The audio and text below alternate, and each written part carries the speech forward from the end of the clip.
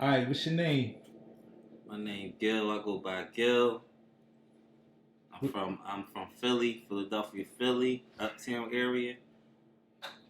Uptown. Explain to me what Uptown is. Uptown is from like Broad Island and down. You got they call certain parts of Logan sometimes it's called Uptown, but mostly it's like West Oak Lane, Mount area. No, they could hold. We on the interview. I ain't going. That shit ain't important. Alright. So what is Uptown in Philadelphia compared to the rest of the city? What's the difference between Uptown and all the rest of the neighborhoods? It's just different sections. It's different sections in Philly. You got Uptown, you got Downtown, you got North Philly, you got Northeast, and so Uptown is just a part of the city. So Different explain to me the current state of affairs in Philadelphia right now. murder, murder. Niggas is getting killed left and right. So I was We reading got somewhere. like third death. We got what? Number 3 in the whole country right now. Right, I was reading that. I And was reading that. murders. And murders. So that's what's been going on. Alright, and then earlier you was telling me something about how in Philadelphia you need to be strapped at all times. Explain that to me. I'm just talking about certain people lifestyle. You know what I mean? If you the certain people lifestyle, I ain't talking about everybody. I'm talking about certain people, and I'm explaining to you why. Because it could be, say, if you got somebody close to you, Great. they may be into some drama, and they got ops. They got ops, and they got niggas on they top, but that's the nigga that you roll with. So they drama could be your drama, because at any given time, them niggas could pull up and start shooting at him while you with him. So if niggas don't stop shooting until you shoot back, period. So you gotta be strapped to protect your man. You gotta be a soldier. That's how I think. You gotta be a soldier before you be a what's it called, pedestrian.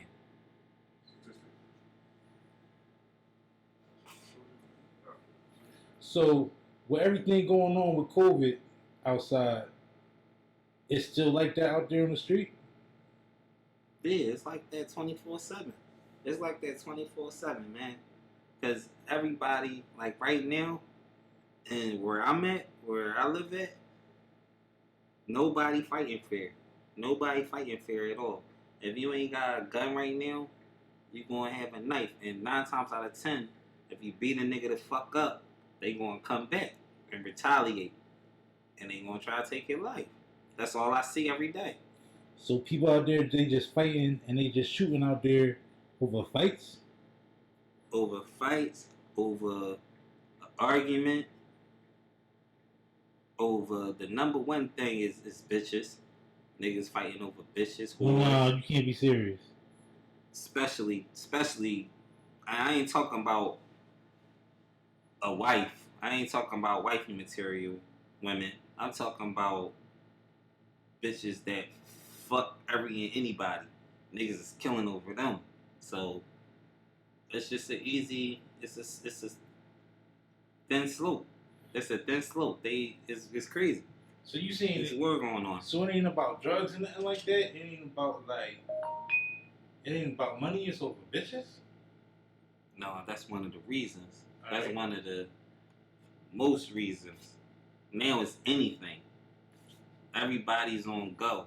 You know what I'm saying? Everybody's on go.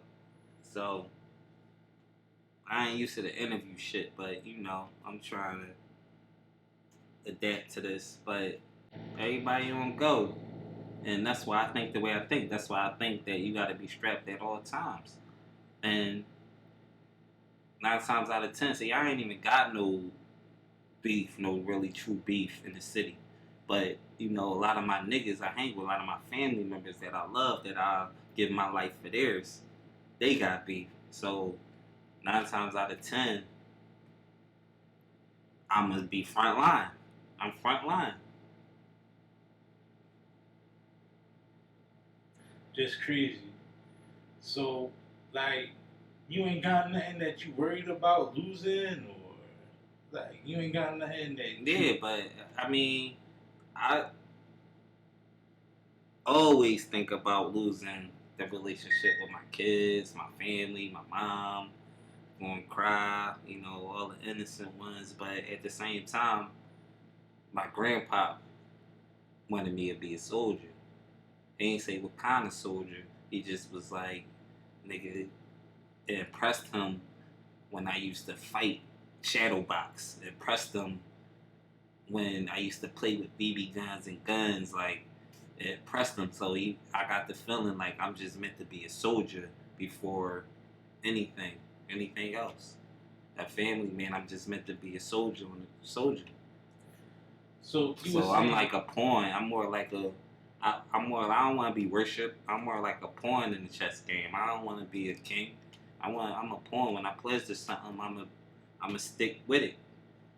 So you were saying that you don't even really got no beefs and nothing like that, and then a lot of this stuff come from fam and friends and people that you be around. Besides all of that, what kind of goals and dreams do you have for yourself? Well, I'm a mechanic, man. I wanna. I fix cars. I'm very intelligent when it comes to fixing shit. I'm very good with my hands. I make real good money with my hands. I don't even need to sell drugs. I don't need to sell drugs. I make more money in doing what I'm doing than selling drugs. So, from my experience, a mechanic is like a man of the community because everybody that need their car done, word of mouth, pretty much how you really get your business off the ground, how you get business. It's like they know everybody in the city. You know what I'm saying? So with you knowing everybody in the city and being a part of the community, being a member of the community, why do you still feel like you gotta be handcuffed and gridlocked in this violent epidemic that's taking over Philadelphia?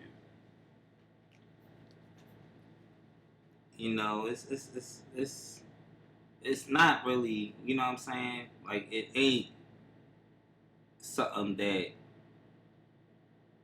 I'm obligated to do. It's nothing like I'm obligated to do or I have to do or I feel as though this is how I gotta be. It's just my lifestyle. It's my lifestyle. It's, like I said, my family. You know what I'm saying? My family members, my friends. So, like, work is work. I keep work, business, and pleasure separated. And my pleasure, like just being around motherfuckers I love and being around, even though I got a different goal in life, but at the same time, I can't turn my back on somebody that I love for business. I can't. So I got a hypothetical question. If you live in your life on just a daily basis, do you feel that being part of the African American community, that that's just the violence, the feeling of I gotta be a soldier, I have to protect my family? Do you feel like that just comes with being African American in Philadelphia? No, I don't think it's African American because it's a lot of people in Afghanistan that's strapping bombs up, blowing themselves up to protect their kinfolks. It's a lot of people in different races that's in the same predicament, in the same position. So I don't think that. I just think that that's just natural. That's just a natural reflex. That's a natural reflex on life. Because men, one thing about men is men, they know about fighting and being dominant, and especially fighting for their loved ones, because that's all we know is to be dominant. So of course it's natural to want to defend somebody that you close to, somebody that you riding with. You're gonna ride with them to the end, no matter their mistakes. And Yes, I could be the type that be like, you know what? That shit ain't got nothing to do with me. I ain't gonna fuck with you. I don't want to talk to you. I don't want to be around you. But I'm not that type nigga. Like I'm 100%. I'm a ride to the end, and I'm gonna be with you to the end. If I say I love you, it's real. It's real. So So you saying like it's a basic, natural human instinct to want to protect you and yours, your family, and the people around you that you love. 100%, 100%. It could be, you know what I mean, friends. But that's just like your kids. What you would do for your kids, like, and that's different. For my kids, I'll do some psycho shit. But like my niggas that's going through something, or yeah, I'm a soldier. I'm frontline with you. I'll be in shootouts with you. I shoot at your op for you. So you saying that the current state of affairs is similar to the wars and all the different things going on in these other countries where they got suicide bombers. Yeah, this shit is like that on the street. If you got, cause it's gang shit in Philly. We ain't got Bloods or Crips. You know what I mean? We got blocks. We got blocks, and we got blocks, and it's overcrowded. So it's a lot of niggas, and niggas got gangs, but niggas ain't. Some niggas ain't got a name in the gang. They got blocks. Just like you got certain niggas that got gangs, but they got a name for their gang. No, we got blocks. Say I'm beefing with, hypothetically speaking, I ain't going, but say I'm beefing with Some other neighborhood. 86th Street. 86th Street. Right. 86th Street don't even exist in Philly. But I'm beefing with 86th Street, and I'm from 85th Street. I'm repping 86th Street. That's our gang. We 86th Street. So that's how it is in Philly. But it's so many different blocks and so many different gangs, and who knows who the niggas affiliated with. So it's the same shit. If a nigga gonna run up on you and try to put a clip on you, nigga, and that happens every day in Philly. Every day. Check the news. Check the All right, so let's talk about that for a second. The news and the media and just the overall affairs of the government in Philadelphia. You got problems that you say people like it's like suicide bomb. It's like a war zone out there, right? yeah. Why don't you I don't know what. why don't you refer to the police in those situations? Aren't they the ones supposed to Police? protect you? Yeah. No, man. Because it's see, police is trying to get